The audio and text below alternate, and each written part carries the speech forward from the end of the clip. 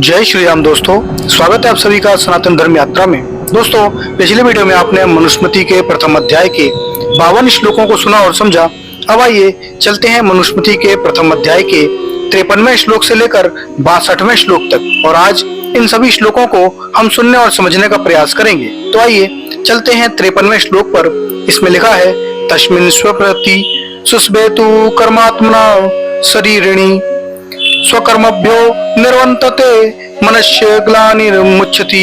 अर्थात सुस्थे सृष्टि कर्म से निवृत्त हुए, तस्मिन् स्वपति तु उस परमात्मा के सोने पर, कर्मात्मनः कर्मों श्वास प्रश्वास चलना सोना आदि कर्मों में लगे रहने का स्वभाव है, जिनका ऐसे शरीरिणः देहधारी जीव भी स्वकर्मभ्य निर्वंतन्ते अपने अपने कर्मों से निवृत्त हो जाते हैं।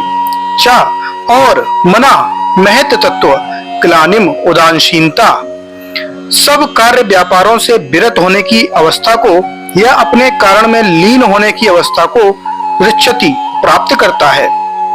इसकी अनुशीलन देखते हैं। तो मन शब्द से यहाँ महतत्व अर्थ अभिप्रेत है। इसकी पुष्टि के लिए प्रथम अध्याय के 14वें और 15वें श्लोकों की समीक्षा आप देख सकते हैं।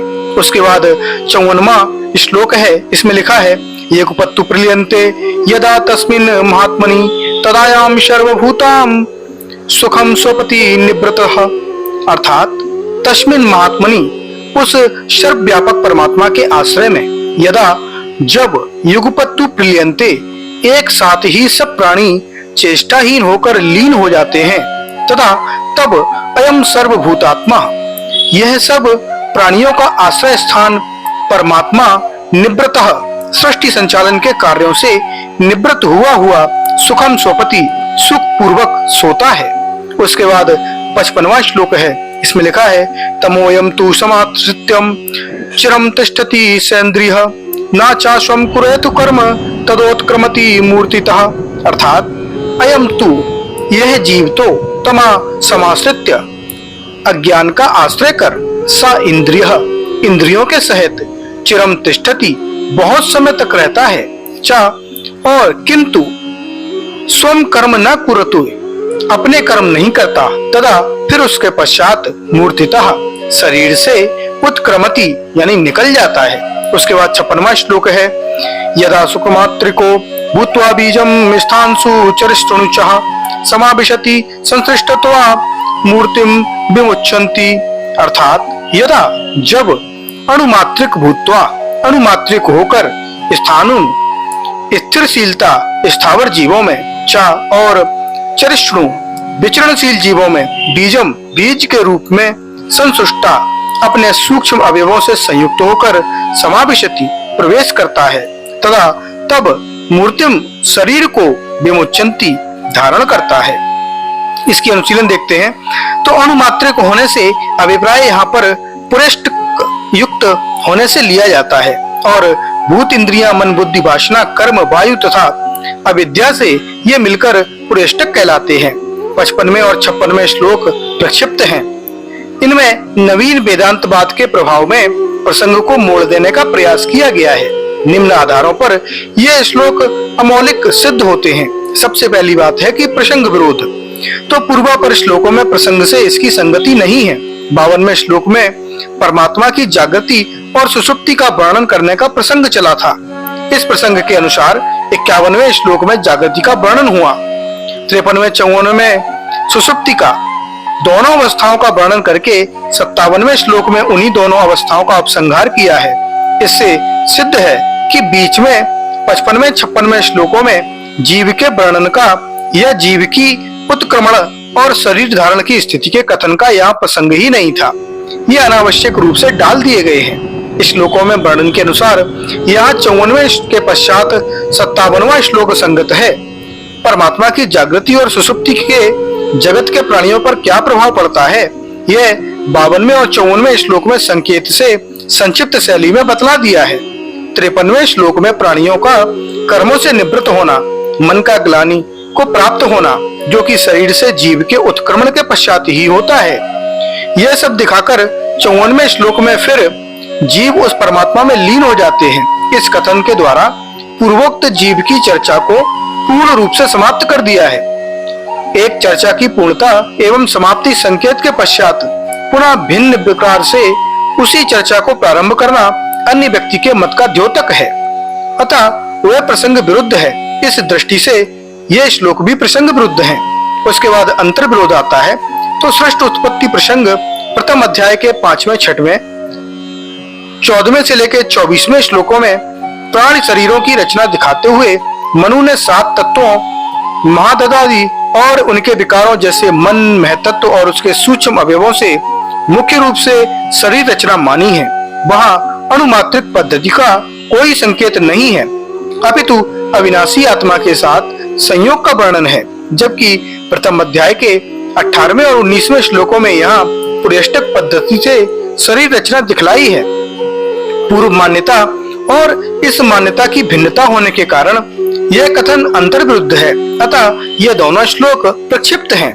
उसके बाद 57वां श्लोक है। इसमें लिखा है, एवं सा जागृत स्वप्नामिदं सर्वं चराचरं संजीवयति चाजस्त्रं प्रमापयति चाभ्यद्य, अर्थात शाभ्य वह अविनाशी परमात्मा।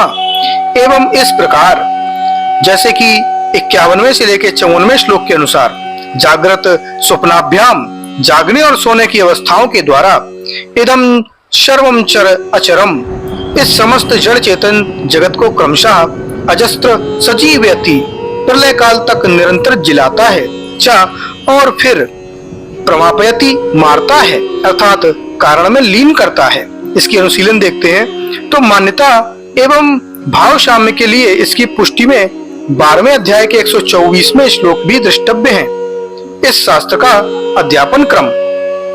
अब यह 58वां श्लोक है। इसमें लिखा है, इदं शास्त्रम तु कृत्वाशो मावे विश्वामिदतः विविधवद ग्रहायामास मरीचान्दी स्वमुनीम, अर्थात असो इस ब्रह्मा ने इदं शास्त्रम तु कृत्वा इस मनुस्मृति शास्त्र को रचकर आदितः सबसे पहले माम एव मुझ मनु को ही विधिवत स्वयं ग्रहायामाश विधि अनुसार स्वयं पढ़ाया।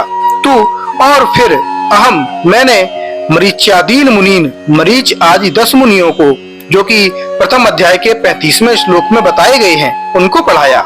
उसके बाद है 59वां श्लोक जो कि भृगु द्वारा इस शास्त्र का प्रवचन है।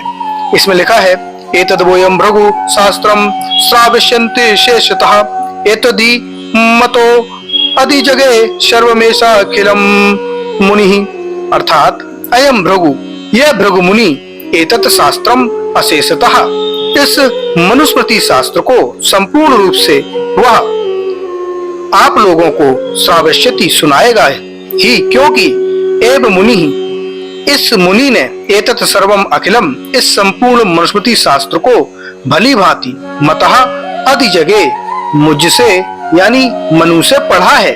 उसके बाद 60वां श्लोक है, ततस्या सा तेनाक्तो महर्षि मनुना भृगु तान ब्रवीह हंसी सर्वा प्रीतात्मा श्रूयात तमति, अर्थात ततः उसके बाद तेन मनुना था उक्तः उस महर्षि मनु के द्वारा इस प्रकार कहने पर शाह महर्षि भृगु वह महर्षि भृगु प्रतीतात्मा प्रसन्नचित होकर तान सर्वान ऋषीन जिज्ञासा की दृष्टि से आए उन सब ऋषियों को श्रुत्यान इति अभिवृत सुनिए ऐसा बोले। उसके बाद 61वां श्लोक है, स्वयंभुवस्य मनो संग वंश्या मन वो परे सृष्टवन्तः प्रजा स्वः स्व महात्मनो महोजसः, अर्थात अस्य स्वयंभुवस्य मनो इस प्रकार स्वयंभुव मनु के वंश्या वंश के अपरे महात्मना महाओजस षड मानवः अन्य महात्मा तथा महान ओजस्वी 6 मनु और हुए हैं जिन्होंने स्व प्रजा सृष्टवंता अपने अपने काल में अपनी अपनी प्रजाओं की सृष्टि की है। उसके बाद 62वां श्लोक है, स्वारोचित चेतमश्य तामसो रैवस्यथा चाचुक्ष महातेजा विवस्तुस्तु एव चः, अर्थात उनके नाम है स्वारोचिस उत्तम, तामस, रैवत, चाक्षुष और महातेजस्वी, विश्वत सुतः विश्वत का पुत्र वैवस्तः। तो दोस्तों ये जानकारी आपको कैसी लगी कृपया कमेंट बॉक्स में अवश्य बताइए। बने रहिए सनातन धर्म यात्रा के साथ और लेते रहिए रोचक एवं धार्मिक जानकारियां प्रमाणों के साथ। धन्यवाद। जय श्री राम।